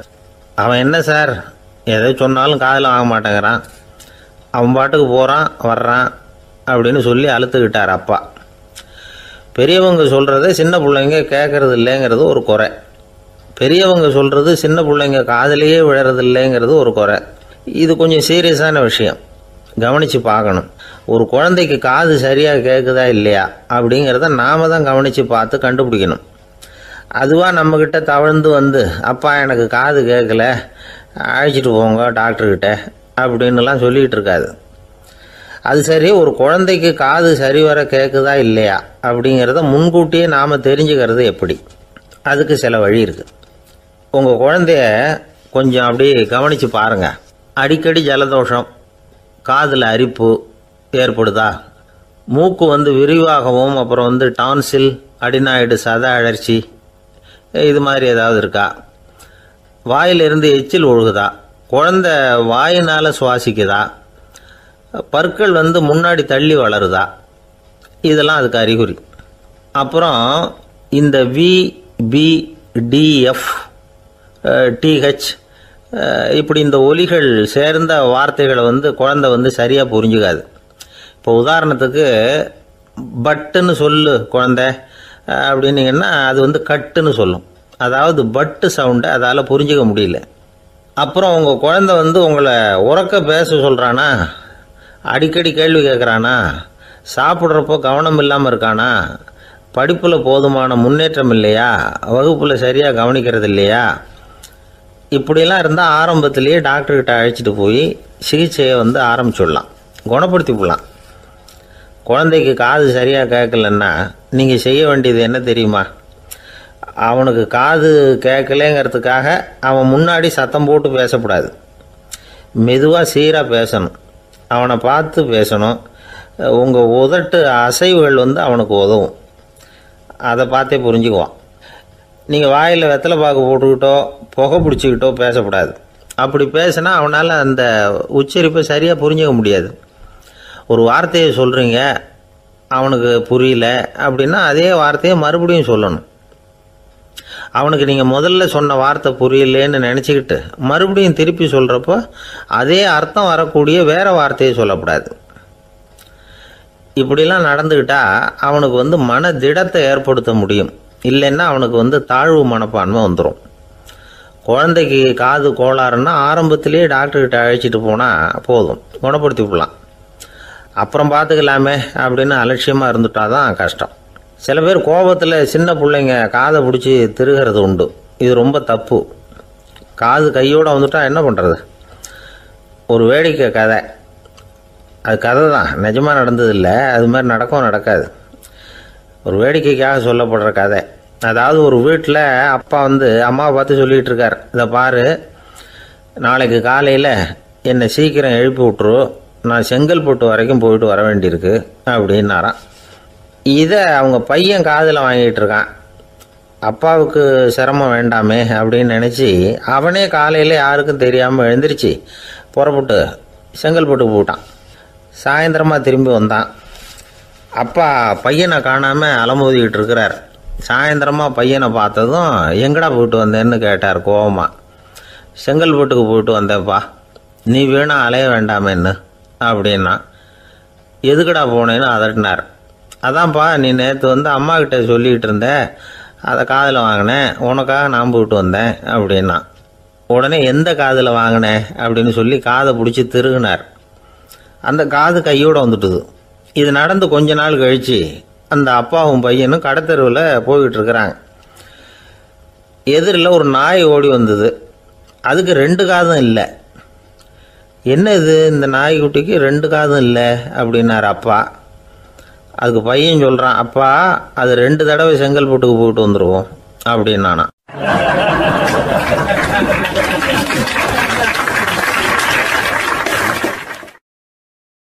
பிரிட்டிஷ் ஆட்சி நடந்துக்கிட்டு இருந்த காலம் 1920களின் கடைசி. அப்போ நடந்த ஒரு உண்மை நிகழ்ச்சி இது. ஒரு கல்யாண மாப்பிள்ளை ரயிலில் இறங்க போகிறார். அவரை வரவேற்க ஒரு ராஜ குடும்பமே காத்துக்கிட்டு இருக்குது. மங்களூர்லேருந்து இறங்குற அந்த மாப்பிள்ளை யார் தெரியுமா? ஒரு நாய். உண்மைதான், அந்த நாய்க்கு தான் கல்யாணம். சுதேசி சமஸ்தானத்து மன்னர்களில் ஒருத்தர் ஜூனாகட் மகாராஜா. அவரோட வளர்ப்பு நாய் ரோஷனாரா. அதுக்கு கல்யாணம் பண்ணி வைக்கணும்னு ஆசைப்பட்டார். மாப்பிள்ளை தேடினார். மங்களூர் மகாராஜாவோட வளர்ப்பு நாய் ஒன்று இருந்தது, பேர் பாபி. இது ரெண்டுக்கும் கல்யாணம் நடத்த முடிவு பண்ணார். திருமணத்துக்கு வேண்டிய எல்லா ஏற்பாடுகளையும் பண்ணுங்க அப்படின்னு உத்தரவு போட்டார். ஆயிரக்கணக்கான அழைப்புதழ்கள், பல சமஸ்தான மன்னர்கள், ஜமீன்தார்கள், பிரிட்டிஷ் அதிகாரிகள், பெரிய பணக்காரங்க, இப்படி நிறைய பேருக்கு அழைப்புதழ்கள் அனுப்பி வச்சாங்க. பத்திரிகையை பார்த்தவங்கெல்லாம் திகைச்சு போயிட்டாங்களாம். இருந்தாலும் என்ன பண்ணுறது, ராஜாவே அழைக்கிறார், போகாமல் இருக்க முடியுமா? அந்த சமயத்தில் நாட்டின் கவர்னர் ஜெனரலாக இருந்தவர் இர்வின் பிரபு. அவருக்கும் ஒரு பத்திரிகை போயிருக்குது. வாங்கி பார்த்ததும் அவருக்கு பயங்கர எரிச்சல். உடனே குப்பை தொட்டியில் போட்டுவிட்டாராம். மாட்சிமை தங்கிய பிரிட்டன் சக்கரவர்த்தியின் பிரதிநிதியான தன்னை கேவலம் ஒரு நாயின் திருமணத்துக்காக அழைக்கிறதா அப்படின்னு அவருக்கு ஆத்திரம். இருந்தாலும் கல்யாணம் பிரமாதமாக நடந்துதான். கல்யாணத்தன்னைக்கு பொண்ணுக்கு ஸ்பெஷல் குளியல், தண்ணீருக்கு பதிலாக வாசனை திரவியங்கள், பன்னீர், குளித்ததுக்கு அப்புறம் அலங்காரம், வைர மாலை, முத்து மாலை, ஏகப்பட்ட அலங்காரம். மாப்பிள்ளையை அழைக்கிறதுக்கு ரயில்வே ஸ்டேஷனில் ராஜ குடும்பமே காத்துக்கிட்டு இருக்குது. அவங்களோட வளர்ப்பு நாய்கள் 250. அத்தனை நாய்களுக்கும் பட்டு துணி போத்தி இருக்குது. முத்து வடங்கள் அணிவிச்சிருக்கிறாங்க. எல்லாம் ராஜ நாய்கள். அதுகளையும் வீதியில் நடக்க விடலையாம். அதுகளை சுமந்துக்கிட்டு போக அலங்கரிக்கப்பட்ட யானைகள் காத்துக்கிட்டு இருக்குதான். மாப்பிள்ளைக்கு வரவேற்பு எப்படி தெரியுமா? அது நடந்து வர்ற பாதை பூரா ரத்தன கம்பளம் விரிச்சிருக்குது.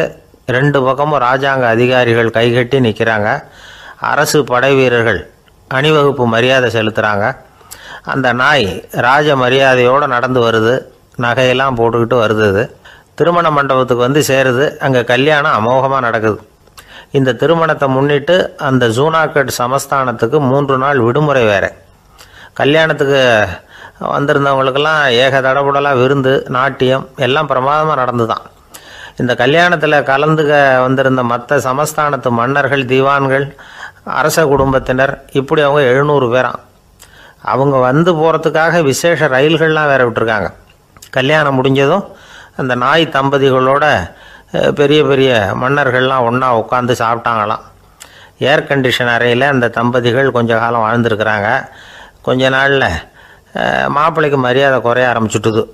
வெளியில் துரத்தி விட்டாங்களாம். அந்த பெண் நாய் மட்டும் ராஜ போகங்களை அனுபவித்து வந்து தான்.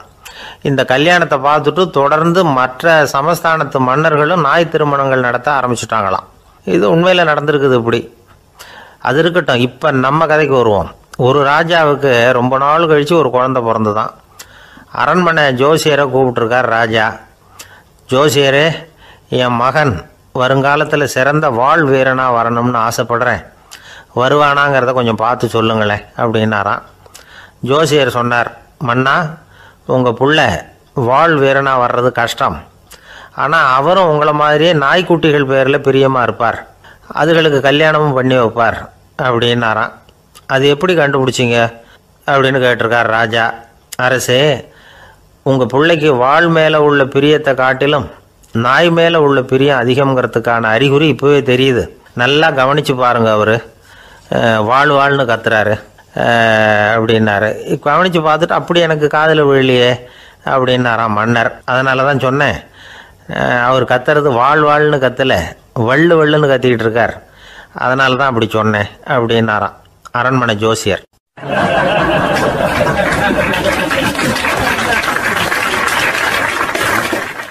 ஒரு பெரிய காடு. அந்த காட்டுக்கு மத்தியில் ஒரு ஆசிரமம். அங்கே ஒரு முனிவர் இருந்தார். பல இடங்கள்லேருந்து வர்ற குழந்தைகளுக்கு அவர் பாடம் சொல்லி கொடுத்துக்கிட்டு இருக்கிறார். ஏழை பணக்காரர் அப்படிங்கிற வித்தியாசம்லாம் கிடையாதுங்க. எல்லாரும் அவர்கிட்ட தங்கள் பிள்ளைகளை அனுப்பி வச்சாங்க. மன்னர்களுடைய பிள்ளைங்க கூட அங்கே அவர்கிட்ட தான் படிக்கிறதுக்கு வருவாங்க. ஆனால் அந்த முனிவரை பொறுத்த வரைக்கும் எல்லா பிள்ளைங்களும் ஒன்று தான். இது யார் வீட்டு பிள்ளைன்னெல்லாம் பார்க்க மாட்டார். எல்லாரும் சமம். மாணவர்கள்லாம் அங்கேயே மாத கணக்கில் வருஷ கணக்கில் தங்கியிருந்து பாடம் கற்றுக்கிட்டு போகிறது வழக்கம். அவராக பார்த்து போகணுன்னு சொல்கிற வரைக்கும் அங்கேயே இருக்கணும், படிக்கணும். குருகுல வாசம். ஒரு சமயம் ஒரு ராஜகுமாரனும் அவர்கிட்ட வந்து படிச்சுக்கிட்டு இருந்தான். அவனுக்கு ஒரு 15 வயசு இருக்கும்.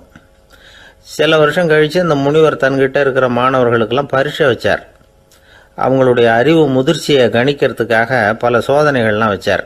ஒவ்வொருத்தராக பார்த்து இனிமேல் நீங்கள் வந்து உங்கள் வீட்டுக்கு போகலாம் அப்படின்னு சொல்லி அனுப்பி வச்சுக்கிட்டு இருக்கிறார். எல்லாரும் போயிட்டாங்க. கடைசியாக மிஞ்சி இருந்தது ஒரே ஒரு மாணவன். அவனை மட்டும் வீட்டுக்கு அனுப்பலை. யார் அந்த பையன் தெரியுமா? அவன்தான் அந்த ராஜகுமாரன். ராஜகுமாரனுடைய தந்தைக்கு, அதுதான் அந்த ராஜாவுக்கு, அங்கே வயசு ஏறிக்கிட்டே போகுது. என்ன இது, படிக்க போன பையன் இன்னும் திரும்பி வரலையே அப்படின்னு நினச்சார். வந்துட்டா சீக்கிரமாக அவனுக்கு பட்டம் கட்டிவிட்டு நாம் விலகிக்கலாமே அப்படின்னு நினச்சார். கல்யாணம் வேறு பண்ணி பார்க்கணும் பையனுக்கு. ஆனால் பையன் வர்ற வழியை காணும். ராஜா பார்த்தார். சரி, நேர்லேயே போய் என்னன்னு தெரிஞ்சுட்டு வந்துடுவோம் அப்படின்னு காட்டுக்கு புறப்பட்டார். அங்கே போய் முனிவரை பார்த்தார். முனிவர் வந்து இவரை அன்பாக வரவேற்று உட்கார வச்சார். அதுக்கப்புறம் ராஜா மெதுவா, எல்லாரையும் வீட்டுக்கு அனுப்பி வச்சுட்டிங்களாமே, ஏன் பிள்ளைய மட்டும் அப்படின்னு சொல்லி மெதுவாக இழுத்தார். முனிவர் வந்து இதுக்கு உடனே பதில் சொல்லலை. ராஜாவை கூப்பிட்டுட்டு போய் விருந்தினர் குடிசையில் தங்க வச்சார். அதுக்கப்புறம் சொன்னார், உங்கள் மகன் வந்து எல்லா பாடங்கள்லேயும் முதல் இடம் வாங்கியிருக்கான். இப்படி முதலாவதாக வர்ற மாணவனுக்கு நாங்கள் இன்னொரு தேர்வு வைக்கிறது வழக்கம். அதுலேயும் அவன் வந்து முதலாவதாக வந்துட்டான்னா அவன் ஒரு பெரிய வித்வான் அப்படிங்கிற கௌரவத்தை அடைஞ்சிருவான் அப்படின்னார். அதாவது முனிவர் அப்படி சொல்கிறார். அப்படி சொல்லிவிட்டு போயிட்டார் அவர். ராஜா அங்கேயே தங்கிட்டார். ராத்திரி படுத்து தூங்கினார். காலையில் எழுந்திரிச்சு அந்த குடிசைக்கு வெளியில் வந்தார் பல்லு விளக்கிறதுக்காக. அந்த சமயத்தில் தூரத்தில் ஒருத்தன் ஒரு கையில் கோடாலியை வச்சுக்கிட்டு தலையில் ஒரு பெரிய விறகு கட்டை சுமந்துக்கிட்டு வந்துக்கிட்டு இருக்கிறது மாதிரி தெரிஞ்சுது. யாராவது விறகு வெட்டியாக இருக்கும் அப்படின்னு நினச்சார் ராஜா. கிட்ட வந்ததும் உத்து பார்க்குறாரு. பார்த்தா அது தன்னோட புள்ள. திகைச்சு போயிட்டார். என்ன இது, ஒரு ராஜகுமாரனை கூட இது மாதிரி வேலையெல்லாம் செய்ய சொல்கிறாங்களே அப்படின்னு நினச்சார். ராஜகுமாரன் வந்து விறகு கட்டை கொண்டுகிட்டு போய் கொல்லை பக்கம் வச்சான். அந்த சமயம் முனிவர் அங்கே வந்தார். என்ன மகனே, விறகு வெட்டிட்டு வந்துட்டியா? சரி, இப்போ வந்து ஒரு துடைப்பத்தை எடுத்துக்கோ, விருந்தினர் குடிசையின் வாசல் பக்கத்தை கூட்டி பெருக்கி சுத்தம் பண்ணு போ அப்படின்னார். அப்படியே செய்கிறேன் குருவே அப்படின்னு சொல்லிவிட்டு போனான். சுத்தம் பண்ண ஆரம்பிச்சிட்டான். ராஜா பார்த்தார் இதை. உடனே ஓடியாந்தார். மகனே, என்ன காரியம் பண்ணுற? துடைப்பத்தை கீழே போடுனார். இப்போ அந்த ராஜகுமாரன் சொல்கிறான், தந்தையே, இது வந்து என்னுடைய குருதேவரோட உத்தரவு. இங்கே வந்து நான் ஒரு மாணவன். இங்கே அரசனும் ஒன்று தான், ஆண்டியும் ஒன்று தான். குருதேவர் சொல்கிறத மறுக்காமல் செய்கிறது தான் எங்கள் கடமை அப்படின்னா. இந்த சமயம் முனிவர் அங்கே வந்தார். இவனை வந்து முதுகில் தட்டி கொடுத்தார். அப்புறம் ராஜா கிட்ட சொன்னார், அரசே, உங்கள் புள்ள எங்கள் கடைசி தேர்வுலேயும் வெற்றி பெற்றுட்டான். பணிவு தான் மாணவர்களின் மிக உயர்ந்த குணம். குருநாதர் சொல்றது மனசுக்கு பிடிக்கலன்னா கூட மறுக்காம செய்யணும். அப்படி செய்யறதுனால எதை செய்யலாம் எதை செய்யக்கூடாது அப்படிங்கிற விவேகம் அவங்களுக்கு வந்துடும். செய்யக்கூடாததை கூட பெரியவங்க சொல்லிவிட்டா செஞ்சுதான் ஆகணும் அப்படிங்கிற பணிவு அவங்களுக்கு வந்துடும். இந்த குணம் வந்துட்டுதுன்னா அவங்க எத்தனை கடினமான வேலையாக இருந்தால் கூட ரொம்ப சுலபமாக செஞ்சு முடிச்சிருவாங்க. தூக்கத்திலேயும் அப்புறம் துக்கத்திலேயும் தோண்டு போட மாட்டாங்க. இந்த பணிவும் விவேகமும் அவங்கக்கிட்ட மன உறுதியை ஏற்படுத்தும். அந்த உறுதி உங்கள் பையனுக்கு வந்தாச்சு. இனிமேல் அவனை நீங்கள் அழைச்சிட்டு போகலாம். அவன் நிச்சயமாக பேரும் புகழும் பெறுவான் அப்படின்னார். ராஜா அவரை பார்த்து, குருதேவா, புரிஞ்சுக்கிட்டேன், என்னை மன்னிக்கணும் அப்படின்னாரு. அதுக்கப்புறம் மகனை அழைச்சிக்கிட்டு நாட்டுக்கு திரும்பி வந்துட்டார். இந்த கதையை இன்று ஒரு தகவலில் சொல்லுங்கள் சார், உங்கள் நிகழ்ச்சியில் சொல்லுங்கள் சார் அப்படின்னு சொல்லி மாணவர்கள் கேட்டால் பணிவாக இருக்கிறது எப்படி அப்படிங்கிறத புரிஞ்சுக்குவாங்க அப்படின்னு சொன்னார் ஒருத்தர். சரி சொல்லுவோம், அதுக்கு முன்னாடி நேர்லேயே ஒரு பையன்கிட்ட சொல்லி பார்க்கலாமே அப்படின்னு தோணுச்சு. உடனே ஒரு பையனை கூப்பிட்டோம். ஏன்பா, உங்கள் வாத்தியார் உனக்கு இது மாதிரி ஒரு பரீட்சை வச்சா என்ன பண்ணுவேன் அப்படின்னு கேட்டோம். நானும் அப்படி தான் சார் நடந்துக்குவேன், விறகு வெட்டுவேன், தொடப்பத்தினால கூட்டி சுத்தம் பண்ணுவேன், உடனே செஞ்சு முடிச்சிருவேன் சார் அப்படின்னா. பலே பரவாயில்லையே அப்படின்னோம். ஆமாம் சார், அப்படி செஞ்சால் தானே வீட்டுக்கு அனுப்புவார், இல்லைன்னா இன்னொரு வருஷம் இங்கேயே இருந்து படின்னு சொல்லி விடுவார், அதனால் அப்படி செய்வேன் அப்படிங்கிறான் அந்த பையன்.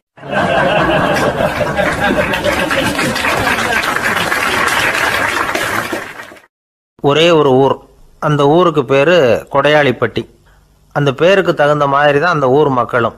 யார் என்ன கேட்டாலும் இல்லைன்னு சொல்லாமல் கொடுப்பாங்க. கொடையாளிகள் நிறைந்த ஊர். இனாமா மட்டும் இல்லை, கடனாகவும் பணம் கொடுப்பாங்க. யாருக்காவது அவசரமாக பணம் தேவைப்பட்டதுன்னு வச்சுக்கோங்க, அந்த ஊருக்கு போய் வாங்கிக்கலாம். பத்திரம் தேவையில்லை, சாட்சி தேவையில்லை, ஜாமீன் தேவையில்லை, எந்த உத்தரவாதமும் கேட்காம பணம் கொடுத்துருவாங்க. நம்மால் ஒருத்தனுக்கு பணம் தேவைப்பட்டது. சொந்த பந்தமெல்லாம் கேட்டு பார்த்தா யாரும் கொடுக்குற வழியாக தெரியல. எல்லாரும் அவங்கவுங்க சௌரியத்தை பார்க்குறவங்க, அடுத்தவங்க சௌரியத்தை பற்றி கவலைப்படாதவங்க. இவன் எல்லாரையும் கேட்டு பார்த்துட்டு சோர்ந்து போய் உக்காந்துட்டான். அந்த நேரம் தான் கொடையாளிப்பட்டியை பற்றி கேள்விப்பட்டான். அப்படி ஒரு ஊர் இருக்கிறது தெரிஞ்சதும் அந்த ஊருக்கு வழி கேட்டுக்கிட்டு ஒரு நாள் புறப்பட்டு போனான். வயல்காட்டு வழியாக போக வேண்டியிருந்தது. மெதுவாக நடந்து ஊர் எல்லைக்கு வந்துட்டான். 2 பக்கமும் விவசாய வேலைகள் மும்முரமாக நடந்துக்கிட்டு இருக்குது. ஏறு உழுதுகிட்டு இருக்கிறாங்க. அப்போ அங்கே ஒரு ஆளை பாம்பு கடிச்சுட்டுது. பக்கத்தில் வேலை செஞ்சுக்கிட்டு இருந்தவங்க ஓடி வந்தாங்க. அவசரமாக செய்ய வேண்டிய முதல் உதவியெல்லாம் செஞ்சு பார்த்தாங்க. பலன் இல்லை. அந்த ஆள் செத்து போட்டான். அவன் செத்து விட்டான்னு தெரிஞ்சதும் அவனை தூக்கி வரப்பு மேலே போட்டுட்டு எல்லாரும் அவங்கவுங்க வேலையை கவனிக்க ஆரம்பிச்சிட்டாங்க. அங்கே ஒரு ஆள் இவனை பார்த்து சொன்னான், ஐயா, நீங்கள் போகிற வழியில் இவன் சொந்தக்காரன் இவனுக்கு சோறு கொண்டுகிட்டு வருவான். இவன் இங்கே செத்துட்டான்னு அவங்ககிட்ட சொல்லிவிடுங்க அப்படின்னா. இவனுக்கு ரொம்ப ஆச்சரியம். என்னடா இது, பாம்பு கடிச்சுட்டுதுன்னதும் பதறி அடிச்சுக்கிட்டு ஓடி வந்தாங்க, செத்துட்டான்னதும் பேசாமல் தூக்கி போட்டுட்டு போயிட்டாங்க அப்படின்னு நினச்சிக்கிட்டே நடந்து போகிறான். எதிரில் சோறு கொண்டுக்கிட்டு ஒரு ஆள் வந்தான். இவன் விவரத்தை சொன்னான். அங்கே அவங்க சொந்தக்காரன் பாம்பு கடிச்சு செத்து போட்டான் அப்படின்னா. அவன் கொஞ்ச நேரம் அமைதியாக நின்னான். அதுக்கப்புறமா அங்கேயே வரப்பில் உட்காந்து கொண்டுகிட்டு வந்த சோத்தை தானே சாப்பிட்டு முடித்தான். பேசாமல் எழுந்திரிச்சு திரும்பி போயிட்டான். கொஞ்சம் கூட பதறல, அழலை. இப்படியும் ஒரு ஊரா அப்படின்னு நினச்சி ஆச்சரியப்பட்டுக்கிட்டே இவன் ஊருக்குள்ளே போனான். ஒரு பெரிய மனுஷனை பார்த்து பணம் கேட்டான். அவரும் இவனோட பேரையும் ஊரையும் மட்டும் விசாரிச்சுக்கிட்டு தேவையான பணத்தை கொடுத்துட்டார். பணத்தை வாங்கிட்ட பிறகு தன்னுடைய மனசை அரிச்சுக்கிட்டு இருந்த அந்த விஷயத்தை பற்றி கேட்டான். ஐயா, வழியில் ஒருத்தன் செத்துட்டான், அவனை அப்படியே தூக்கி வரப்பில் போட்டுட்டு எல்லாரும் வயல்வெளி வேலைகளை பார்த்துக்கிட்டு இருக்கிறாங்களே அப்படின்னா. இதுக்கு அந்த பெரியவர் சொன்னார், ஆமாம், அப்படி தான் செய்வோம். வேலை முடிஞ்சு வீட்டுக்கு திரும்புகிறப்போ அவனை தூக்கிட்டு வந்து அடக்கம் பண்ணிடுவோம் அப்படின்னார். ரொம்ப ஆச்சரியமாக இருக்கே அப்படின்னா. ஏன் உங்கள் ஊரில் யாராவது செத்துட்டா என்ன பண்ணுவீங்க அப்படின்னு கேட்டார். என்ன இப்படி கேட்குறீங்க, எங்கள் ஊரில் எல்லாம் பணத்தை தூக்க விட மாட்டாங்க, ஒப்பாரி வைப்பாங்க, கட்டி புரண்டு அழுது புலம்பி தீர்த்துருவாங்க அப்படின்னா. இவன் பெரியவர் பார்த்தார். அவங்ககிட்ட கொடுத்த பணத்தை லபக்குன்னு பறிச்சுக்கிட்டார். திருப்பி வாங்கிட்டார். இவன் பதறி போய் நிற்கிறான். அவர் சொன்னார், பணத்தையே விட மாட்டேன்னு கட்டுப்பிடிச்சி அழுதா நான் கொடுத்த பணத்தை மட்டும் எப்படி திருப்பி கொடுக்க போகிறேன், போயிட்டு வா அப்படின்னு விரட்டி விட்டாரான். இந்த கதையை நண்பர் ஒருத்தர் சொன்னார். கதை வேடிக்கையாக தெரிஞ்சால் கூட இதில் கருத்து உண்டு. பணம் பிணம் இது ரெண்டையுமே விடுறதுக்கு அவ்வளவு சுலபமாக மனம் வர்றதில்லை. இந்த 2 விஷயங்கள்லேயும் அறிவார்ந்த செயல்பாடு தேவை. ஒரு பேருந்து மரத்தில் மோதி விட்டுது. எல்லாரும் அடிபட்டு முனைகிட்டு கிடக்கிறாங்க. டிரைவர், கண்டக்டர் இவங்களுக்கும் அடி. அவங்களும் ஒரு பக்கம் கிடக்கிறாங்க. ஒரு மூலையில் கிடக்கிற ஒருத்தன் மெதுவாக முக்கி முனகி கண்டக்டர்னு சத்தம் போடுறான். கண்டக்டர் மெதுவாக நகர்ந்து